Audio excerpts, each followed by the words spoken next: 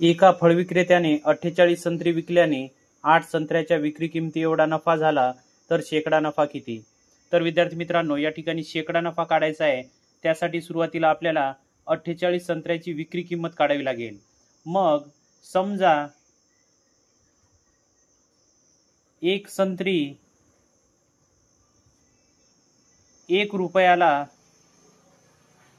विकले तर 48 संत्र्यांची विक्री किंमत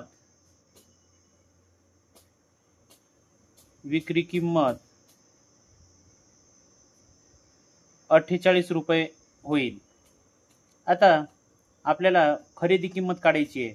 मग 48 संत्री जर 48 रुपयाला विकली तर आपल्याला 8 संत्र्याच्या विक्री किमती एवढा नफा झालेला आहे.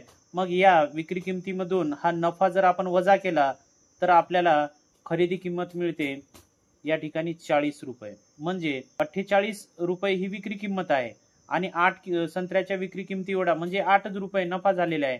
म्हणून 48 वजा 8 केला असता आपल्याला विक्री किंमत मिळते 40 रुपये. आता आपल्याला प्रत्यक्ष नफा माहित आहे, 8 रुपये हा प्रत्यक्ष नफा आहे आणि आपल्याला शेकडा नफा काढायचा आहे. म्हणून 8 भागीला आपल्याला खरेदी किंमत करावी लागेल आणि याला गुणीला 100 करूया. या शून्याला हा शून्य कटला, त्यानंतर 4 दुनी 8 आणि 10 दुनी 20 म्हणजे या ठिकाणी शेकडा 20% हा नफा झालेला आहे. तर अशाच प्रकारे आणखी दुसऱ्या एका उदाहरणाच्या माध्यमातून आपण शेकडा नफा ही संकल्पना आपण समजून घेऊया. आता या ठिकाणी दुसरे प्रश्न दिलेले आहे. 5 संत्र्यांची खरेदी किंमत 4 संत्र्यांच्या विक्री किमती एवढी असल्यास शेकडा नफा किंवा तोटा किती?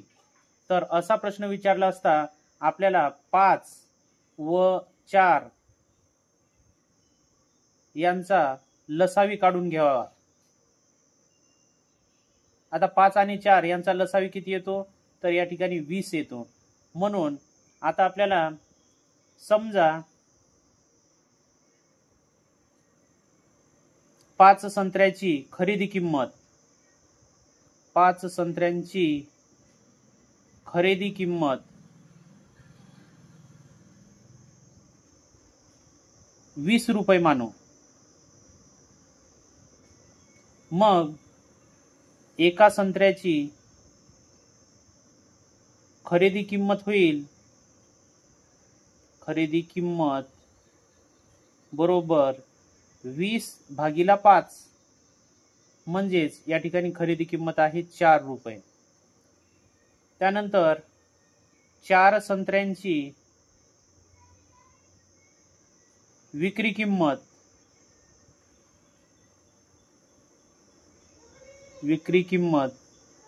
समजा 20 रुपये मानली असता आपल्याला एका संत्र्याची विक्री किंमत काढावी लागेल. एका संत्र्याची विक्री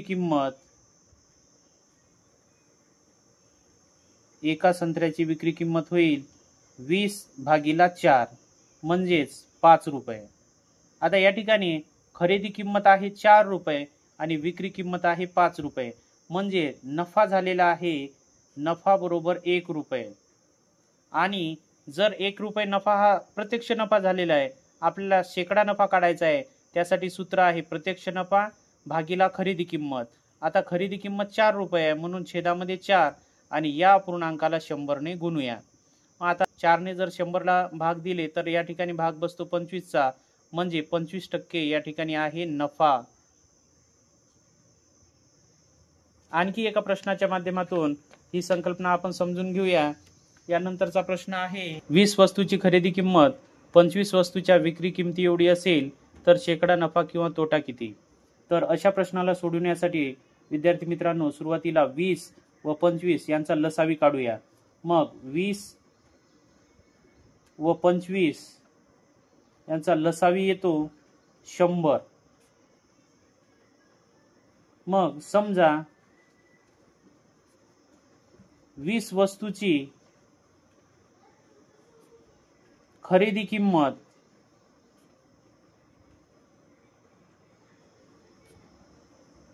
100 रुपये मानू. मग एका वस्तूची खरेदी किंमत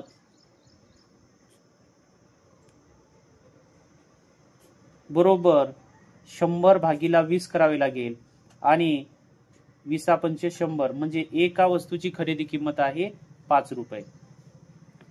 त्याचप्रमाणे समजा 25 वस्तूची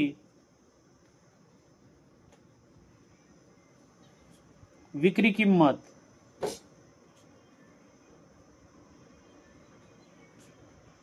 बरोबर 100 रुपये मानू. म्हणून एका वस्तूची विक्री किंमत बरोबर 100 भागीला 25 करावी लागेल. मग 25 चूक 100 म्हणजेच एका वस्तूची विक्री किंमत आहे 4 रुपये. खरेदी किंमत